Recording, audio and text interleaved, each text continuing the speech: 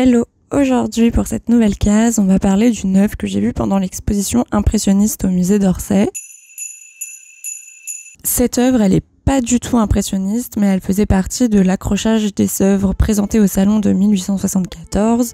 Petite piqûre de rappel en ce qui concerne les salons, parce que j'en parle quand même beaucoup via les œuvres qu'on analyse sur la chaîne, mais globalement, les salons, c'était un événement important pour un artiste, puisque c'était ici qu'il pouvait présenter son travail et se faire voir du tout Paris, et donc attirer les commandes et les acheteurs. À cette occasion, un artiste peut aussi recevoir des prix et être directement acheté par l'État, que c'est un événement qui est très institutionnalisé et qui va avoir des tendances et des goûts assez prédominants pour certains genres, pour certains styles, etc. Ce qui ne correspondra pas forcément totalement aux avancées qui se passent dans les arts. Il peut y avoir un petit décalage entre le goût académique, on va dire, et ce qui se passe réellement dans l'évolution artistique. Bref, ça c'est tout un autre sujet, on pourrait en parler des heures, mais là c'est pas le propos. Donc pour l'œuvre d'aujourd'hui, il s'agit du Déluge de Ludovic Napoléon Le Pic. Si vous ne le connaissez pas, c'est tout à fait normal puisqu'il n'est pas forcément très reconnu aujourd'hui et très étudié.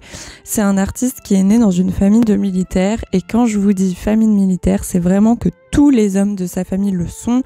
Son grand-père est un ancien héros de guerre, son père travaille pour Napoléon III, et juste, c'est pas un petit souffle de Napoléon III qui ne voit jamais l'empereur, il est vraiment aux côtés de l'empereur. On n'a pas beaucoup d'informations sur l'enfance de Le Pic, mais on sait qu'il vit dans une grande aisance financière, ce qui fera qu'il ne connaîtra jamais la valeur de l'argent. C'est quand même quelqu'un de extrêmement dépensier. Il y a sa grand-mère qui est la veuve de ce fameux héros de guerre qui est très très autoritaire et très attaché au fait que les hommes de sa famille deviennent militaires. Et il va avoir une appétence très très précoce pour les arts, au grand désarroi de sa famille. De ce fait, il ne veut pas suivre la voie qui est toute tracée pour lui, il veut être artiste, mais sa famille n'est absolument pas d'accord.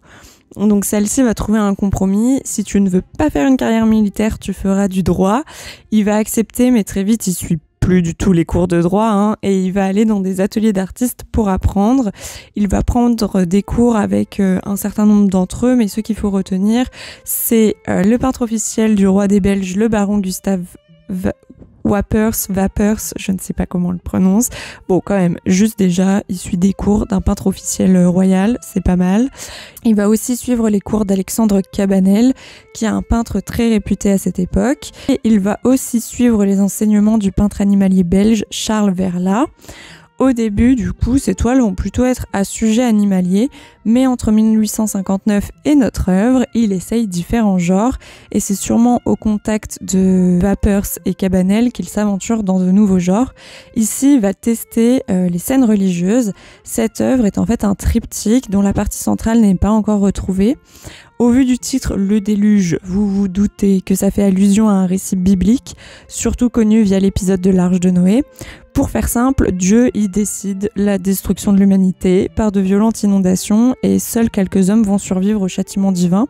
Dieu, il a quand même prévenu Noé du déluge, et il lui demande de construire une arche pour accueillir toutes les espèces animales et un ou des couples en fonction des versions.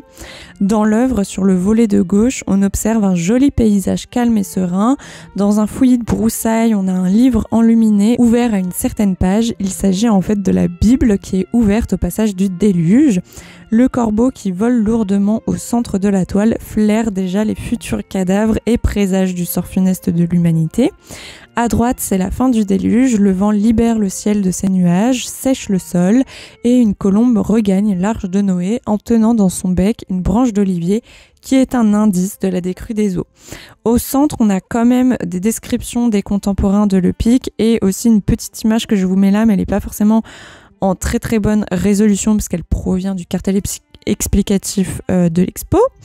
Mais du coup, ces contemporains ont pu décrire l'œuvre en disant « L'arche échouée sur le flanc dans le rayonnement d'une splendeur matinale incomparable. Des milliers d'oiseaux emplissent l'azur de leur vol et de leur chant. Tous les animaux se livrent à la joie de vivre, et Noé, sur la montagne, fait son sacrifice à Jéhovah. » Pour cette œuvre, ce sera un riche banquier qui va acheter l'œuvre à un très bon prix pour l'artiste. Donc ça fait toujours plaisir. C'est quand même une œuvre qui se conforme au goût du salon de 1874. Pic s'est un peu contraint à choisir aussi ce sujet pour plaire au goût, même si on retrouve des oiseaux et du coup sur la partie centrale potentiellement des animaux qu'il a dû avoir beaucoup de plaisir à représenter, puisque c'était un peu plus sa vibe à l'époque de représenter des animaux et de peindre des peintures animalières. Mais plus tard dans sa carrière, il va plutôt se concentrer sur le paysage, et c'est un artiste qui a testé quand même beaucoup de genres, et une fois qu'il a testé un genre, dans la suite de sa carrière, il y reviendra plus jamais et il n'y aura plus jamais de réminiscence de ces tests, on va dire, ce qui est quand même assez rare. Voilà pour le pic, j'espère que ça vous a plu et nous on se retrouve demain pour la suite du calendrier.